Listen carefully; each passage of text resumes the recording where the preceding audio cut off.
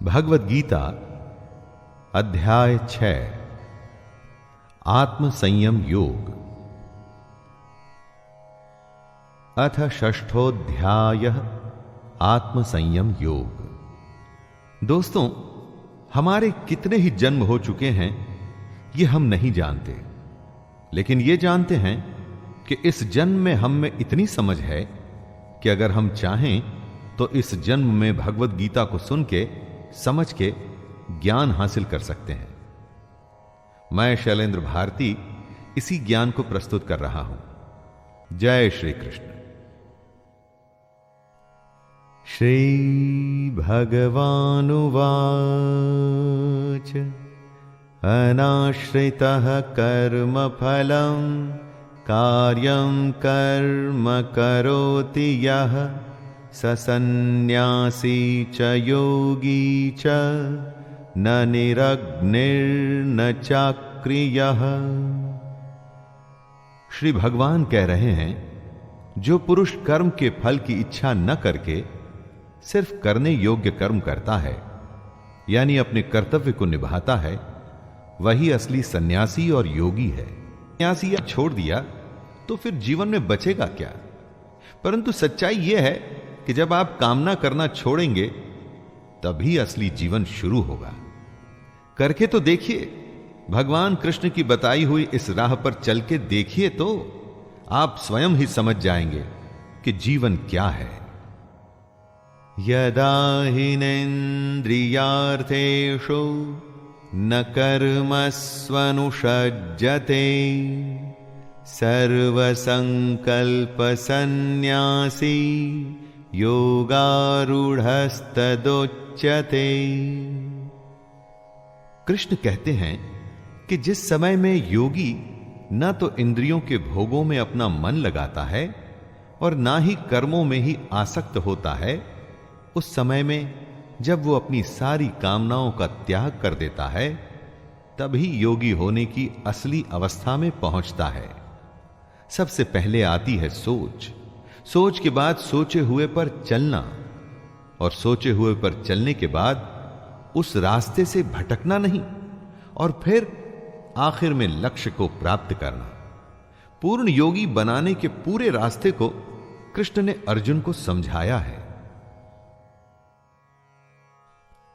उद्धरेदात्मनात्मानं नात्मानमवसादयेत् आत्मैव ह्यात्मनो बन्धुर् आत्मैव रिपुरात्मनः।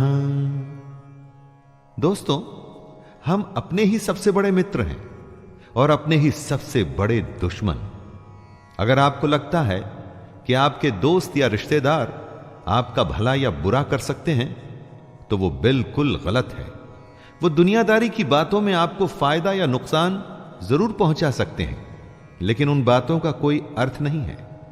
आप स्वयं ही अपने आप को इस दुनिया से ऊपर उठाकर ज्ञान हासिल करने की कोशिश कर सकते हैं। आपको खुद को ही कर्मों के बंधन में से छूटने की कोशिश करनी होगी, क्योंकि मरते भी आप हैं और जीते भी आप हैं, और अपनी कोशिश से भगवान को भी हासिल आप ही करेंगे। बंधुरात्मात्मनस्तस्य येनात्मैवात्मना जितः अनात्मनस्तु शत्रुत्वे वर्तेतात्मैव शत्रुवत्। इस श्लोक में कृष्ण बता रहे हैं कि हम में से कौन अपना खुद का दोस्त और कौन अपना खुद का शत्रु है। जिसने अपने मन और इंद्रियों सहित शरीर को जीता हुआ है, वो अपने आप का मित्र है, और जिसके द्वारा मन तथा इंद्रियों सहित शरीर नहीं जीता गया है, वो अपना शत्रु है।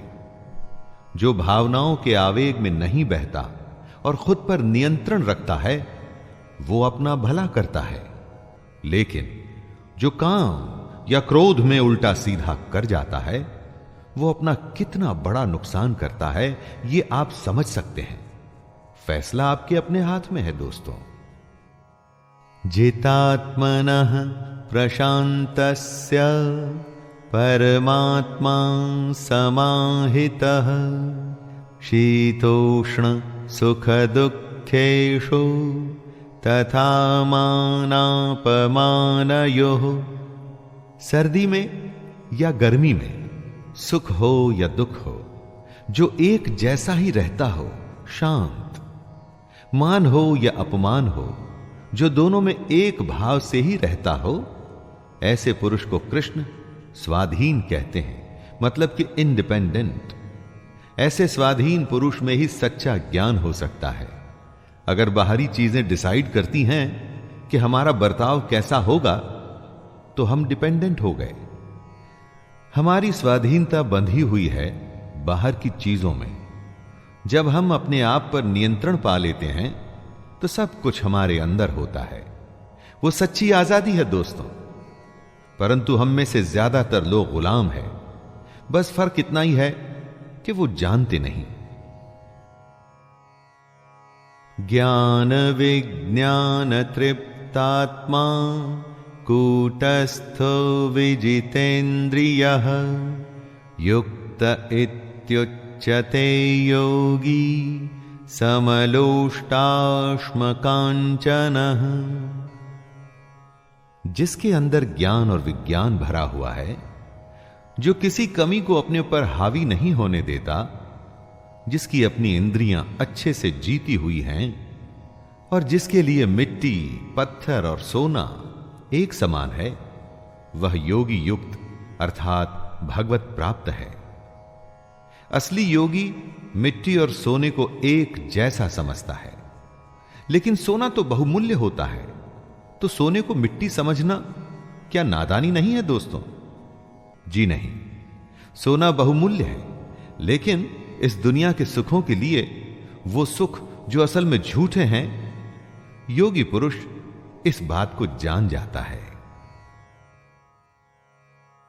सुहृन्मित्रार्युदासीन मध्यस्थ द्वेष्य बंधुषो साधुष्वपि च पापेषु समबुद्धिर्विशिष्यते। योगी की परिभाषा को समझाते हुए कृष्ण कहते हैं, जो सुहृद है, मतलब जो मन से सबका भला चाहता है, जो सबका दोस्त है, जो अपने दुश्मन से, अपना बुरा चाहने वाले का भी अच्छा चाहता है, वही असली योगी है। अच्छे बुरे लोगों में भेद करना हम सबकी आदत होती है, लेकिन क्या सब लोगों को जज कर पाने में आप सक्षम हैं? नहीं। जो योगी होता है ना, वो किसी को जज नहीं करता। वो सबके लिए एक जैसा भाव रखता है। साधु को अच्छा कहना और चोर को बुरा कहना तो आम बात है, वो तो हम सब करते हैं। लेकिन योगी ऐसा नहीं करता। योगी युञ्जीत सततं आत्मानं रहसि स्थितः एकाकी यच्चितात्मा निराशीर परिग्रहः। जो अपने मन और इंद्रियों के साथ शरीर को वश में रखता है, जिसने अपने मन में आशा को खत्म कर दिया है और जो कुछ भी संग्रह मतलब कि इकट्ठा नहीं करता, वही योगी है। उसे अकेले ही एकांत स्थान में स्थित होकर आत्मा को निरंतर परमात्मा में लगाना चाहिए, एक्यूमुलेट करना चाहिए। जमा करना हम सबकी आदत है। जिस तरह से जितना पैसा हम जमा करते हैं ना दोस्तों, उसी तरह से अज्ञान और पाप भी जमा होता है, जिसका के हिसाब एक दिन तो देना ही होता है। योगी समझदार होता है। वो दुनिया से दूर होकर अकेले में भगवान को याद करता है। शुचौ देशे प्रतिष्ठाप्य स्थिरमासनमात्मनः नात्युच्छ्रितं नातिनीचं चैलाजिन कुशोत्तरम्। इस श्लोक में कृष्ण ध्यान में कैसे बैठें उसका तरीका बता रहे हैं। साफ सुथरी भूमि पर घास का आसन या मृगछाल या वस्त्रों से बना आसन होना चाहिए। यह आसन ना तो बहुत ऊंचा हो और ना ही बहुत नीचे। महाभारत के समय से आज के जमाने में बहुत बदलाव आया है। घर अब वैसे नहीं होते जैसे पहले होते थे, लेकिन मेडिटेशन का तरीका तो नहीं बदला ना, और ना ही कभी बदल सकता है। आसान और साधारण होना चाहिए, जगह साफ होनी चाहिए, साथ में आसन ऐसा ना हो जो ऊंचा नीचा या हिल रहा हो, अर्थात स्थिर होना चाहिए। तत्रैकाग्रं मनः कृत्वा यतचित्तेन्द्रियः क्रियः उपविश्यासने युञ्ज्यात् योगमात्मविशुद्धये। साफ जमीन पर एक समतल आसन पर बैठ के आप ध्यान कर सकते हैं। ध्यान चाहे ईश्वर का कीजिए या अपने हृदय का। इरादा होना चाहिए कि बाहर की सारी डिस्टर्बेंसेस से आप बच के खुद के अंदर झांकें। दोस्तों, कृष्ण कहते हैं कि आसन पर बैठकर चित्त और इंद्रियों की क्रियाओं को वश में रखते हुए मन को एकाग्र करके अंतःकरण की शुद्धि के लिए योग का अभ्यास करें। मन को एकाग्र चित्त करके और हमारा मन जो हमेशा इधर उधर भागता है उसे नियंत्रण में रखना है।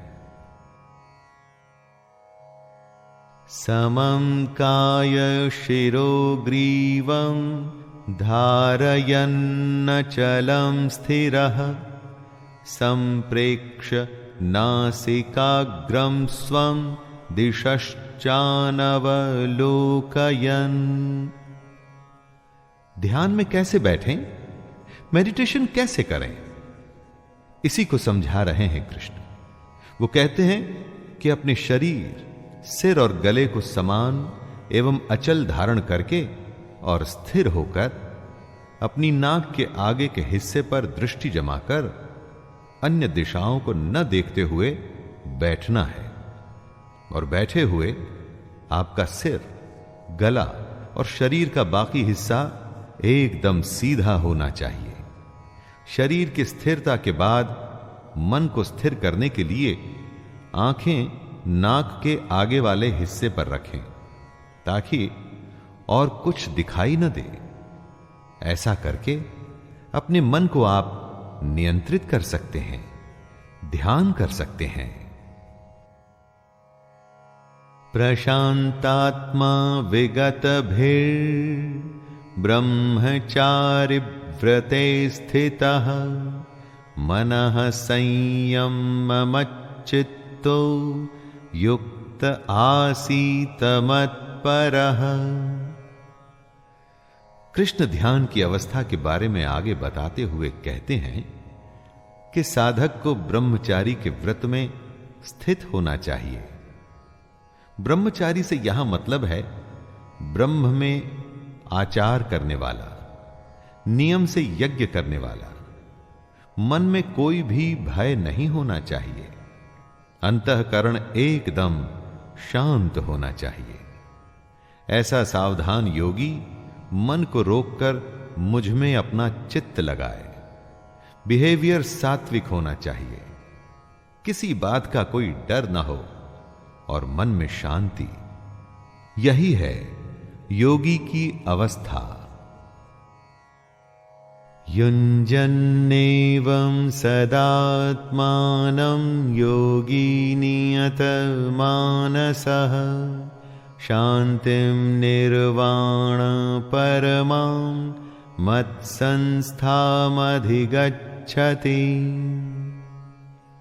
योगी की ध्यान की अवस्था को और समझाते हुए कृष्ण अर्जुन से कहते हैं, हे अर्जुन, जिसने अपने मन को वश में कर लिया है, ऐसे योगी को अपनी आत्मा में मेरे स्वरूप को ढूंढना चाहिए। ऐसा करता हुआ योगी मुझ में रहने वाली परमानंद की पराकाष्ठा रूप शांति को प्राप्त होता है।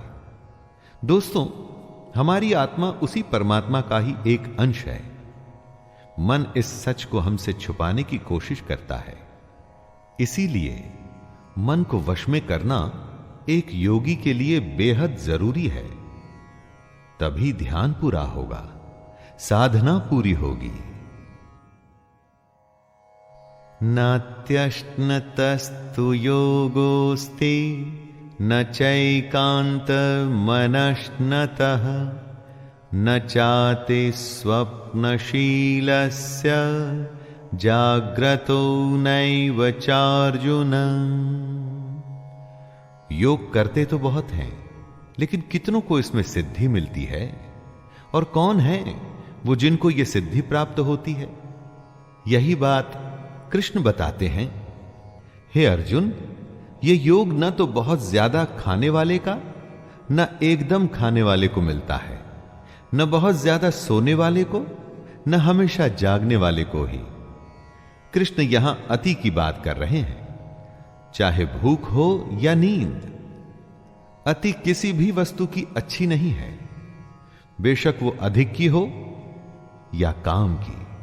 जितनी आवश्यकता हो उतना ही खाइए, उतना ही सोइए, और तभी योग संभव होगा। युक्ताहार विहारस्य युक्तचेष्टस्य कर्मसु युक्तस्वप्नावबोधस्य योगो भवति दुःखः। योग उनके लिए आसान है जो सही आचरण पर चल सके। जिनके लिए अनुशासन में चलना मुश्किल है, उनके लिए योग भी मुश्किल होगा। कृष्ण कहते हैं कि योग तो उसी का सिद्ध होता है जो ठीक से खाता है, ठीक से सोता है और अपने कर्मों में अपनी पूरी निष्ठा रखता है। ऐसे ही साधक का योग पूरा होता है और उसके सारे दुख कट जाते हैं। किसी भी एक्टिविटी को आप लीजिए, अगर उस एक्टिविटी में आपको कुछ करना है तो डिसिप्लिन तो दिखाना ही पड़ेगा दोस्तों। यदा विनियतं चित्तम् आत्मन्येवावतिष्ठते निःस्पृहः सर्वकामेभ्यो युक्त इत्युच्यते तदा। जिसने अपने चित्त को एकदम वश में कर लिया है और जो परमात्मा में ही भली भांति स्थित हो जाता है, ऐसे समय में वो साधक भोगों से दूर होकर योग युक्त हो जाता है।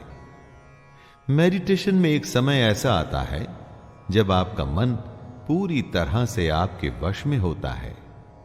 उसकी हिम्मत नहीं इधर उधर का सोचने की।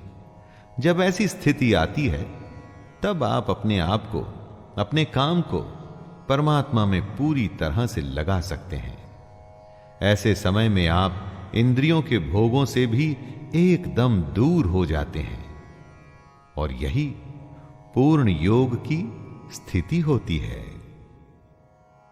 यथा दीपो निवातस्थो निंगते सोपमा स्मृता योगिनो यतचित्तस्य युञ्जतो योगमात्मनः। योगी का मन, उसका चित्त कैसा होता है, इस श्लोक में उसकी बात की गई है दोस्तों। जिस प्रकार वायु रहित स्थान में स्थित दीपक चलायमान नहीं होता, जब हवा नहीं होती तो दीपक की लौ सीधे ऊपर की ओर जाती है, इधर उधर नहीं भागती। उसी तरह योगी का चित्त भी होता है। अपनी साधना में वो ऐसे रमा होता है कि उसका ध्यान कभी विचलित नहीं होता। कंसंट्रेशन इसी को तो कहते हैं। किसी काम में ऐसे लग जाना कि होश ही न रहे। यत्रो परमते चित्तम निरुद्धं योग सेवया यत्र चैवात्मनात्मानं पश्यन्नात्मनि तुष्यति। योगी के लगातार अभ्यास से चित्त ऐसी अवस्था में पहुंच सकता है जहां से वो विचलित नहीं होता। ऐसी विश्राम की स्थिति में जब चित्त पहुंचता है तो हमारी सूक्ष्म बुद्धि, हमारा इंटेलेक्ट परमात्मा के साक्षात्कार कर सकता है। इसी में योगी को सच्ची संतुष्टि मिलती है। हमेशा उसका मन यही चाहता है कि उसका ध्यान हर पल परमात्मा में ही लगा रहे।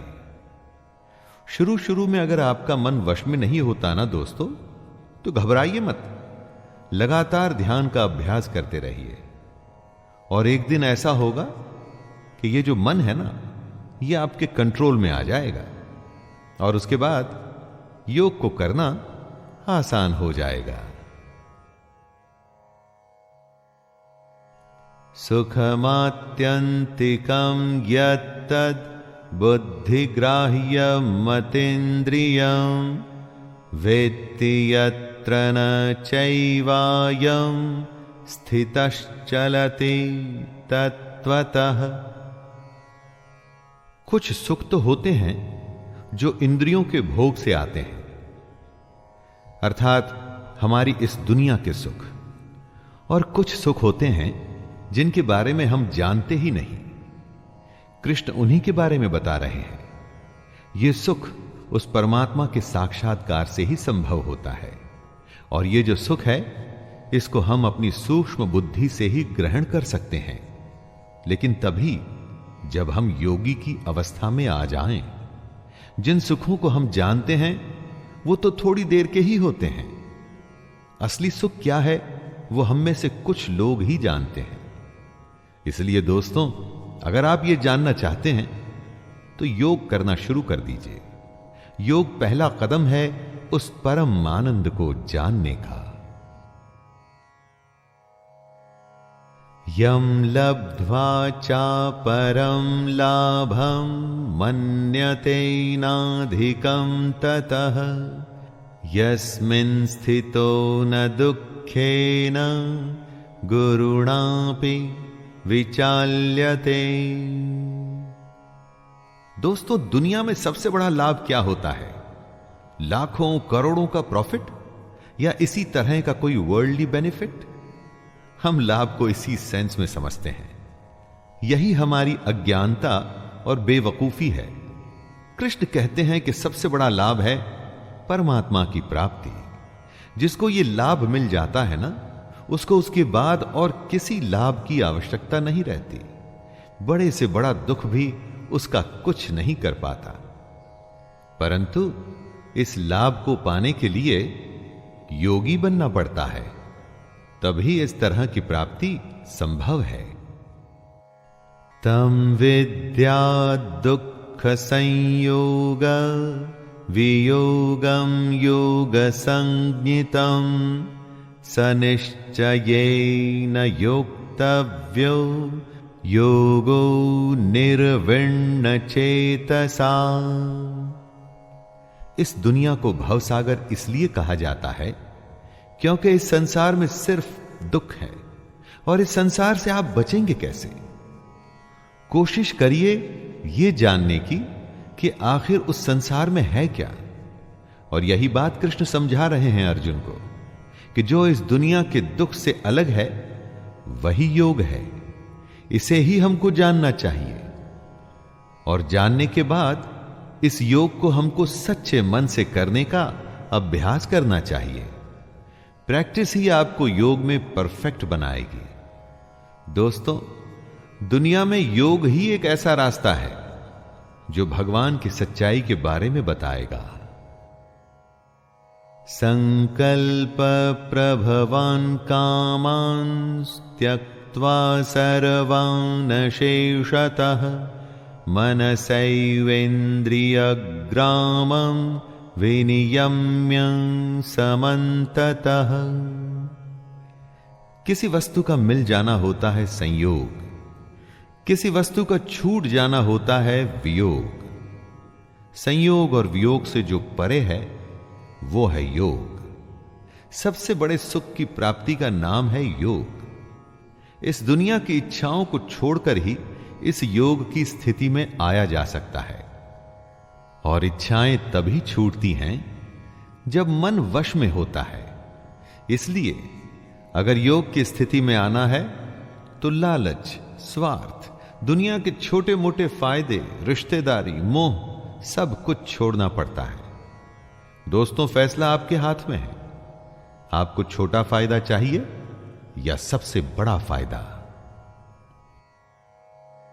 शनैः शनैरुपरमेद बुद्ध्या धृति ग्रहीतया आत्मसंस्थं मनः कृत्वा न किंचिदपि चिंतयेत।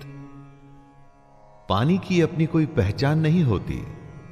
जिस भी बर्तन में डालिए पानी उसके जैसा ही बन जाता है। लेकिन यही पानी जब लगातार किसी चट्टान पर गिरता रहता है तो अपना असर छोड़ जाता है।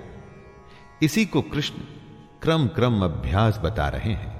धीरे धीरे अपनी प्रैक्टिस करते रहिए और योग की स्थिति को पाने के लिए हर रोज ध्यान करते रहिए, मेडिटेशन में बैठते रहिए।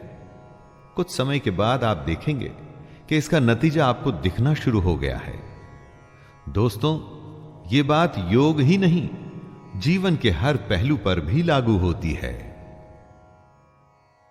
यतो यतो निश्चरति मनश्चंचलमस्थिरं ततस्ततो नियम्यैतद् आत्मन्येव वशं नयेत्। आप जो करना चाहते हैं मन उसमें कभी नहीं लगता, और जो नहीं करना चाहते मन बार बार उसी तरफ भागता है। इसीलिए तो मन को चंचल कहते हैं। दोस्तों, ये कभी रुकता नहीं, परंतु लगातार अभ्यास से इसकी इसी आदत पे आप विजय पा सकते हैं। दुनिया की अलग अलग बातें इसको भगाती हैं, अस्थिर बनाती हैं। आपके अपने संकल्प, अपनी इच्छा शक्ति को दृढ़ करके ध्यान करते हुए इसी मन को वश में करना है।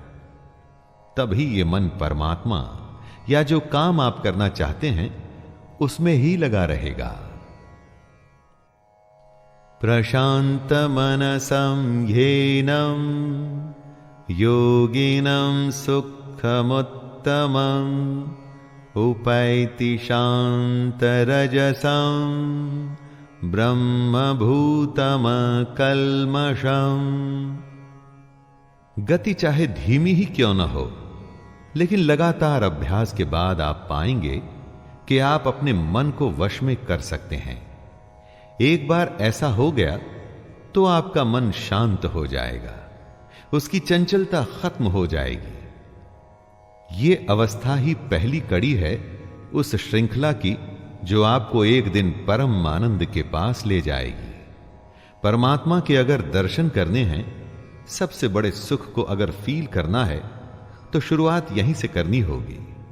मेडिटेशन को आप गेटवे मान सकते हैं सबसे बड़े सच का।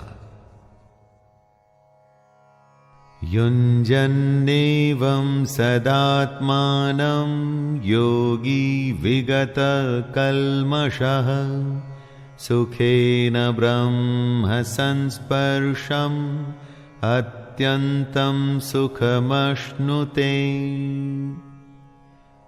जो लगातार खुद को ध्यान में लगाकर अपने मन को वश में करके योगी की स्थिति में आता है, वो सारे पापों से भी दूर हो जाता है। वही योगी परब्रह्म परमात्मा के रूप को जान पाता है। यही तो सबसे बड़ा आनंद है। किसी को सोने में, किसी को खाने में, और भी न जाने अनगिनत काम हैं जिससे लोगों को आनंद मिलता है। लेकिन दोस्तों, ये सारे आनंद क्षणिक हैं, कुछ मोमेंट्स में खत्म हो जाने वाले। ब्रह्म के स्वरूप को पहचानने का जो आनंद है वो सदा सदा के लिए है। वो ऐसा सुख है जो कभी खत्म नहीं होता। सर्वभूतस्थमात्मानं सर्वभूतानि चात्मनि ईक्षते योगयुक्तात्मा सर्वत्र समदर्शनः। हमारे चारों तरफ एक अनंत चेतना है, इन्फिनिट कॉन्शियसनेस। इसी में हमको एक भाव से अपना मन लगाना होता है। जो योगी ऐसा करने में सक्षम हो जाता है, जो सबको समभाव से देखता है, वो अपनी आत्मा को जान जाता है। हमारी आत्मा में सब कुछ है, लेकिन उसे देखने के लिए ज्ञान चाहिए होता है, और यह ज्ञान योग से ही आता है। कॉन्शियसनेस की सबसे बड़ी स्थिति को ही योग कहते हैं, और तभी हम अपने आप को पूरी दुनिया में और पूरी दुनिया को अपने आप में देख पाते हैं। यो मां पश्यति सर्वत्र सर्वं च मयि पश्यति तस्याहं न प्रणश्यामि स च मे न प्रणश्यति। बहुत बड़ा एक सवाल है। आज से हजारों साल पहले भी था, आज भी है और आगे भी रहेगा। दोस्तों, अगर भगवान है तो दिखता क्यों नहीं? जो होता है वो दिखता है, जो नहीं होता वो नहीं दिखता। ऐसा हमारी इस दुनिया की सोच कहती है। विज्ञान अभी स्पिरिचुअलिटी के पास नहीं पहुंच पाया है। जब देखना ही गलत हो तो भगवान दिखेगा कैसे? अरे उसे देखने के लिए योग की स्थिति में आना पड़ता है। जब आप इस योग की स्थिति में आ जाते हैं, तब कृष्ण आपके लिए अदृश्य नहीं और आप कृष्ण के लिए अदृश्य नहीं। सर्वभूतस्थितं यो मां भजत्येकत्वमास्थितः सर्वथा वर्तमानोऽपि स योगी मयि वर्तते। दोस्तों, इस दुनिया में अनेकता है, परंतु उस भगवान तक जाने के लिए आपको एकता का सहारा लेना है। अपनी सारी फीलिंग्स को एक करके ध्यान लगाना है। इस एक ही भाव में स्थित होकर जो अपना ध्यान मन पे लगा, उसे वश में करता है, वही योगी बन पाता है। बहुत सारे विचारों की जरूरत नहीं है। निश्चय से खुद को नियंत्रण में रखना है, तभी बुद्धि एक जगह लगती है, वरना इधर उधर भागती रहती है। कृष्ण कहते हैं, जो ऐसा करते हुए मुझे भजता है, मैं उसे ही प्राप्त होता हूं। आत्मौपम्येन सर्वत्र समं पश्यति योऽर्जुन सुखं वा यदि वा दुःखं स योगी परमो मतः। हे अर्जुन, जो योगी सुख और दुख को समान ही देखता है, ऐसे सम देखने वाले योगी को परम श्रेष्ठ माना गया है। दोस्तों, जो भेदभाव करे, क्या वो योगी कहलाया जा सकता है? नहीं। जो सबको स्वीकार न करे, क्या वो योगी कहलाया जा सकता है? कभी नहीं। कृष्ण योगी को डिफाइन करते हुए बताते हैं कि योगी तो वो है जो समभाव रखता है, वो सुख और दुख में एक जैसा होता है। भगवान को सिर्फ मंदिर या पूजा पाठ में हम जैसे लोग देखते हैं। वो तो योगी ही होता है जिसे हर वस्तु में भगवान दिखता है। अर्जुन उवाच योऽयं योगस्त्वया प्रोक्तः साम्येन मधुसूदन एतस्याहं न पश्यामि चञ्चलत्वा स्थितिं स्थिराम्। अर्जुन एक बहुत ही स्वाभाविक सवाल पूछते हैं। यह सवाल हम सबके मन में सबसे पहले आता है। दोस्तों, हे मधुसूदन, जो ये योग आपने समभाव से कहा है, मन के चंचल होने से मैं इसकी नित्य स्थिति को नहीं देखता हूं। अर्जुन कहते हैं कि मन क्योंकि चंचल है, इसलिए वो कभी समभाव में आ ही नहीं पाते।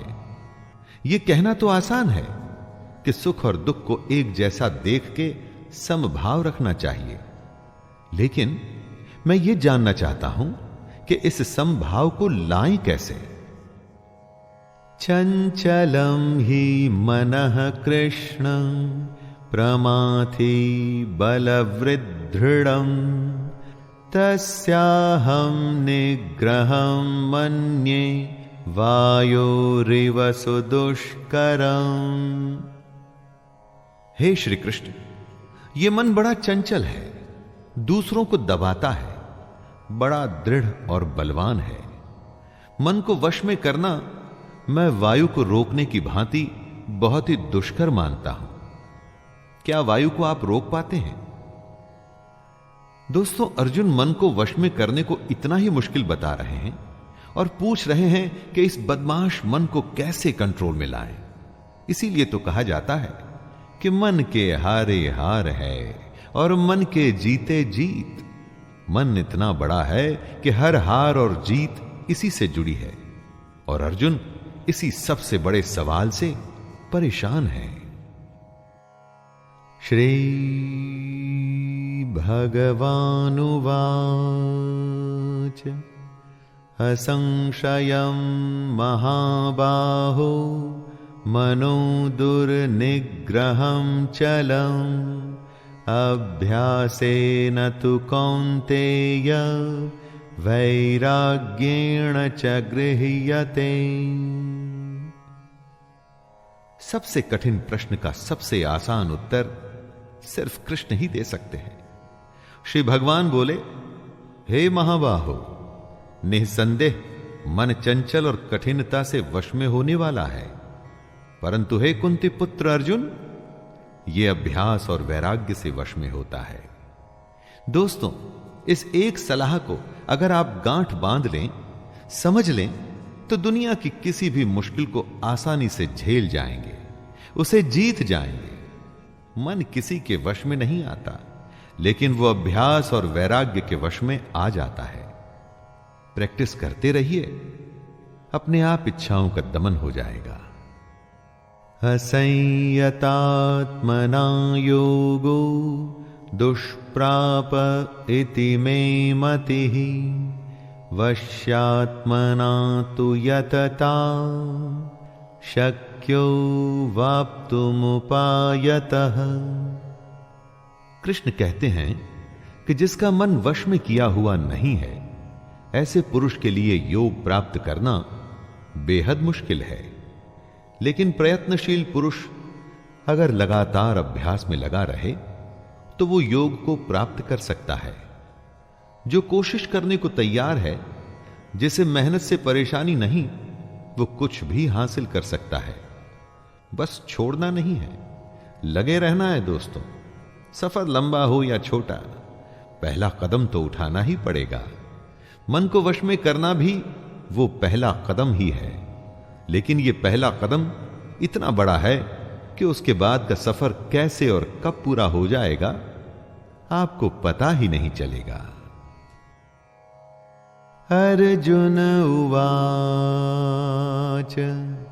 अयति हि श्रद्धयोपेतो योगाच्चलितमानसः अप्राप्य योगसंसिद्धिं कां गतिं कृष्ण गच्छति। अर्जुन योग से जुड़ा प्रश्न करता है, हे कृष्ण, मान लीजिए जो योग में श्रद्धा रखते हैं लेकिन संयमी नहीं हैं, खुद पर नियंत्रण नहीं रख पाते, तो उनका क्या होगा? मान लीजिए जिसका मन योग से विचलित हो गया है, ऐसे साधक को योग तो प्राप्त होगा ही नहीं और ना ही वो भगवान से साक्षात्कार पाएगा। तो ऐसे साधक का क्या होता है? दोस्तों, ये प्रश्न हम सब के लिए है।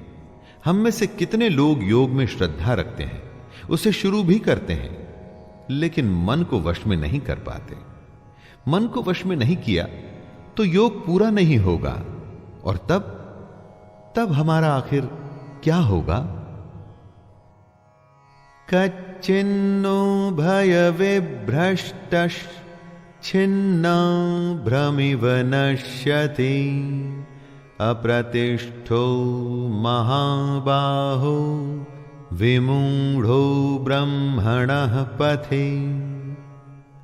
अर्जुन कृष्ण से प्रश्न कर रहे हैं कि जो पुरुष योग के रास्ते पर तो चला था, लेकिन रास्ते में ही पथ भ्रष्ट हो गया, मन को वश में नहीं कर पाया, तो उसका क्या होगा? अर्जुन कहते हैं, हे महाबाहो, क्या वो भगवान को प्राप्त करने के रास्ते में जो पुरुष मोहित हो गया, तो वो आसमान के बिखरे हुए बादल की ही तरह नष्ट हो जाएगा? मुश्किल रास्ते में डर तो लगता ही है, क्या पता रास्ते में क्या होगा। इसी डर को, इसी संशय को अर्जुन कृष्ण से पूछ रहे हैं। जिसने योग शुरू तो किया, लेकिन बीच में ही अगर वो रास्ता भूल गया, जिससे योग छूट गया, तो उसका क्या होगा? क्या वो नष्ट हो जाएगा? एतन्मे संशयं कृष्ण छेत्तुर्मर्हस्य शेषतः त्वदन्यः संशयस्यास्य छेत्तानायुपपद्यते। योग से जुड़े अपने प्रश्न को पूरा करते हुए अर्जुन कहते हैं, हे कृष्ण, मेरे इस संशय को सिर्फ आप ही दूर करने योग्य हैं, क्योंकि आपके सिवा दूसरा इसका उत्तर देने वाला मिलना संभव नहीं है। दोस्तों, अर्जुन जानते हैं कि उसके सामने साक्षात ईश्वर है, वो ईश्वर जो मनुष्यों के बीच मनुष्यों के युद्ध में खड़ा है और युद्ध करने की सलाह दे रहा है। अर्जुन को पता है कि कृष्ण से बड़ा कोई ज्ञानी नहीं, जो कृष्ण ने कह दिया वही अंतिम सत्य है। इस प्रश्न में एक तरह से अर्जुन का प्रणाम है कृष्ण को। श्री भगवानुवाच पार्थ नैवेह नामुत्र विनाशस्तस्य विद्यते न हि कल्याणकृत कश्चित् दुर्गतिं तात गच्छति। श्री भगवान अर्जुन को उत्तर देते हैं, हे पार्थ, उस पुरुष का न तो इस लोक में नाश होता है और न परलोक में ही, क्योंकि हे प्यारे, अपनी आत्मा के भले के लिए कर्म करने वाला कोई भी मनुष्य दुर्गति को प्राप्त नहीं होता। जिसने योग शुरू किया लेकिन बेचारा मन को वश में नहीं कर पाया, तो उसका क्या होगा? क्या वो नष्ट हो जाएगा? दोस्तों, यही प्रश्न था अर्जुन का, और उत्तर में कृष्ण कहते हैं कि जिसने आत्मा की भलाई का रास्ता चुना है, जो भगवान को जानना चाहता है, उसका कभी नाश नहीं हो सकता। दोनों लोकों में उसका बुरा हो ही नहीं सकता। सही भी है दोस्तों, भगवान को पाने के रास्ते में जो चलता है ना, उसका बुरा हो भी कैसे सकता है। प्राप्य पुण्य कृतां लोकान् उषित्वा शाश्वतिः समाः शुचीनां श्रीमतां गेहे योगभ्रष्टोऽभिजायते। जिसने योग शुरू तो किया लेकिन बीच में ही छोड़ दिया, ऐसे पुरुष को कृष्ण योग भ्रष्ट कहते हैं। वो आगे कहते हैं कि ऐसा पुरुष नष्ट नहीं होता, बल्कि स्वर्ग को प्राप्त होता है। स्वर्ग में कई सालों तक रहने के बाद वो शुद्ध आचरण वाले श्रीमान पुरुषों के घर में जन्म लेता है। हम जहां जन्म लेते हैं, उसी के साथ हमारा भाग्य और हमारा जीवन जुड़ जाता है। सबको लगता है कि अगर वो किसी अच्छे घर में जन्म लेते तो क्या उनका जीवन अच्छा होता। दोस्तों, कृष्ण का कहना है कि अच्छे कर्मों का नतीजा ही अच्छा होता है। अगर आपने अच्छा कर्म शुरू किया, जैसे कि योग, लेकिन अगर वो छूट भी गया तो चिंता की कोई बात नहीं, अगला जन्म एक अच्छे घर में ही होगा। अथवा योगिनामेव कुले भवति धीमताम् एतद्धि दुर्लभतरं लोके जन्म यदीदृशम्। जैसी संगत वैसी रंगत। जिस माहौल में आप होते हैं उसी के जैसे बन जाते हैं। कृष्ण कहते हैं कि जो पुरुष योग पथ पे चला था लेकिन रास्ते में भ्रष्ट हो गया तो भी उसके उत्तम कर्म वेस्ट नहीं जाएंगे। पहले वो स्वर्ग जाएगा और उसके बाद अगले जन्म में ज्ञानवान योगियों के कुल में जन्म लेगा। कृष्ण आगे कहते हैं कि हमारा जो ये जन्म है वो निसंदेह अत्यंत दुर्लभ है, उसे बेकार नहीं करना चाहिए। दोस्तों, कृष्ण की कई बातों पर चलने में सिर्फ चांदी चांदी है। उनके बताए योग पे आप सच्चे मन से चलिए, पार हो गए तो भगवान मिल जाएगा, बीच में ही कहीं रुक गए अटक गए तो भी उसका फायदा अगले जन्म में तो जरूर मिलेगा।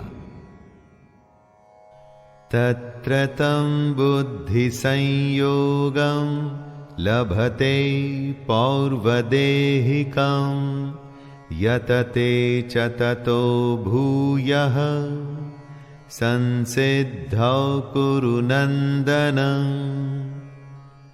अगर सच्चे मन से आप योग के रास्ते पर चलते हुए मन को वश में करने की कोशिश कर रहे थे लेकिन किसी कारण वो अधूरा रह गया तो घबराने की जरूरत नहीं। आपके संग्रह किए हुए योग के संस्कार खत्म नहीं होंगे। अगले जन्म में भी वो संस्कार आप में रहेंगे और अपना सफर आप उसके आगे से शुरू कर पाएंगे। फिर से जब आप योग शुरू करेंगे तो पिछला अर्जित किया हुआ ज्ञान आपकी बुद्धि में निहित रहेगा, आप में समाया रहेगा। तो फिर फिक्र कैसी? कृष्ण को सुनिए, उसके योग में लग जाइए।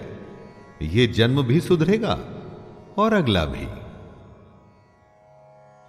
पूर्वाभ्यासेन तेनैव ह्रियते ह्यवशोऽपि सः जिज्ञासुरपि योगस्य शब्दब्रह्माति वर्तते। जिस पुरुष ने पिछले जन्म में योग की प्रैक्टिस की थी वो अगले जन्म में अपने आप ही योग और भगवान की तरफ आकर्षित होता है। इसे ही पिछले जन्म के संस्कार कहते हैं। दोस्तों, वो अगले जन्म में किसी ज्ञानी के घर में ही जन्म लेता है। उसके मन में अपने आप ही ज्ञान की जिज्ञासा रहती है। वो फिर से उस कोशिश में लग जाता है। पिछले जन्म में अधूरी रह गई थी जो बात, उसी बात पे वो फिर से लग जाता है। सीधी सी बात इतनी है दोस्तों कि अगर आप अच्छे काम करेंगे, सच्चे मन से करेंगे, फल में लगाव नहीं रखेंगे तो आपकी कोई भी कोशिश कभी भी बेकार नहीं जाएगी। उसका असर कभी ना कभी तो दिखेगा ही। इस जन्म में अगर आप हार भी गए तो अगले जन्म में जीत अवश्य होगी। प्रयत्नाद्यतमानस्तु योगी संशुद्ध किल्बिषः अनेक जन्म संसिद्धस् ततो यात परां गतिम्। जो अपने हर जन्म में योग की कोशिश करता रहता है वो एक दिन परम गति को जरूर प्राप्त होता है। कर्मों के खाते को बैंक बैलेंस की तरह समझिए। अच्छा जमा होता रहता है और बुरा घटता रहता है। हर जन्म के संस्कार इस खाते में जमा हो रहे हैं। कृष्ण कह रहे हैं कि लगातार कोशिश करने वाले को एक न एक दिन उसकी मेहनत का फल मिलता ही है। योग में बीज का नाश नहीं होता। अगर आपने योग में कुछ भी कोशिश की तो उसका फल तो अवश्य ही मिलेगा। तपस्विभ्योऽधिको योगी ज्ञानिभ्योऽपि मतोऽधिकः कर्मेभ्यश्चाधिको योगी तस्माद् योगी भवार्जुन। योगी तपस्वियों से भी श्रेष्ठ होता है, शास्त्र को जानने वालों से भी श्रेष्ठ माना जाता है उसे। जो सकाम काम करता है उनसे भी योगी श्रेष्ठ होता है। कृष्ण कहते हैं, हे अर्जुन, तू योगी हो। दोस्तों, योग और योगी की महिमा का डिस्क्रिप्शन देते हुए कृष्ण कहते हैं कि योगी सबसे बड़ा होता है। कितनी ही कोई तपस्या क्यों न कर ले, शास्त्रों का ज्ञान हासिल क्यों न कर ले, कितने भी सकाम कर्म क्यों न कर ले, लेकिन योगी की बराबरी नहीं कर सकता। कृष्ण चाहते हैं कि अर्जुन योगी बने। दोस्तों, हमें भी योग को समझ उसे अपने जीवन में उतारकर योगी बनने की कोशिश करनी चाहिए। योगिनामपि सर्वेषां मद्गतेनान्तरात्मना श्रद्धावान् भजते यो मां समे युक्ततमो मतः।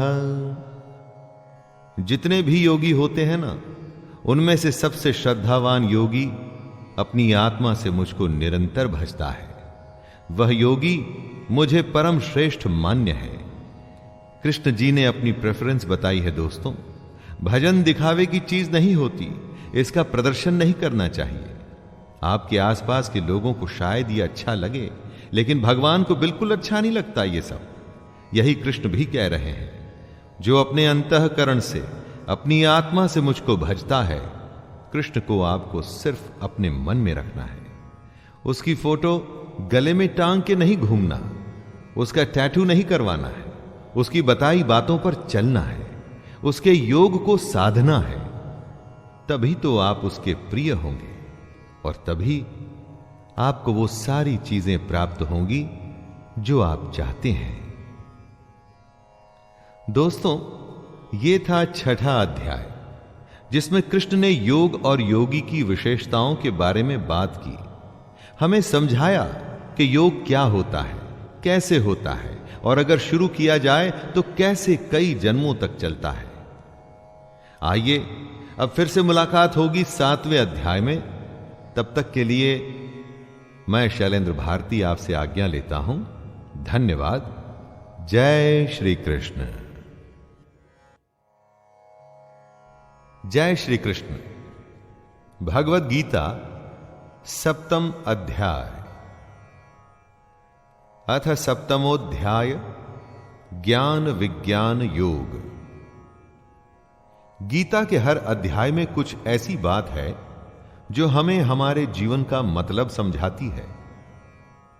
इस 7वें अध्याय में कृष्ण हमें बताएंगे कि ज्ञान क्या होता है और विज्ञान क्या होता है। आइए दोस्तों, मैं शैलेंद्र भारती आपका स्वागत करते हुए इसका प्रारंभ करता हूं। जय श्री कृष्ण। श्री भगवानुवाच मय्यासक्तमनः पार्थ योगं युञ्जन्मदाश्रयः असंशयं समग्रं मां यथा ज्ञास्यसि तच्छृणु। श्री भगवान बोले, हे पार्थ, अनंत प्रेम दिखाते हुए तू मुझको अपने मन में रख। सच्चा भाव रखते हुए योग में लगा रहे। अब मैं तुझे विभूति, बल, ऐश्वर्यादि गुणों से युक्त तेरे अपने ही आत्म रूप के बारे में बताऊंगा, ताकि तू मेरे बारे में कोई संशय न रखे। दोस्तों, कृष्ण अर्जुन को वो सब कुछ बताना चाहते हैं जिससे अर्जुन कृष्ण पर कभी संशय न करे। आप सोचेंगे कि भगवान अपने भक्त को अपनी ही महिमा के बारे में क्यों बताना चाहते हैं? क्योंकि भगवान अपने भक्त का भला चाहते हैं। उसे वो हर चीज बताएंगे जिससे उनका भक्त अपने जीवन में सफल हो सके। ज्ञानं तेहं सविज्ञानम् इदं वक्ष्याम्यशेषतः यज्ञात्वा नेह भूयोऽन्यत् ज्ञातव्यमवशिष्यते। कृष्ण अर्जुन को तत्व ज्ञान देंगे। इस तत्व ज्ञान में जो भी विज्ञान है उसे भी कृष्ण अर्जुन को बताएंगे। ये तत्व ज्ञान आखिर है क्या? ये वो ज्ञान है जिसको जानने के बाद संसार में फिर और भी कुछ जानने योग्य शेष नहीं रह जाता। परम तत्व परमात्मा की जानकारी को ही ज्ञान कहते हैं। यही सबसे बड़ा ज्ञान होता है। इसीलिए कृष्ण अर्जुन को अपने बारे में बताएंगे और इसीलिए ये जानने के बाद अर्जुन के मन में किसी भी तरह की शंका नहीं रह जाएगी। एकदम सही बात है दोस्तों। भगवान के बारे में जानने के बाद और कुछ जानने को बचता ही कहां है। मनुष्याणां सहस्रेषु कश्चिद्यतति सिद्धये यतता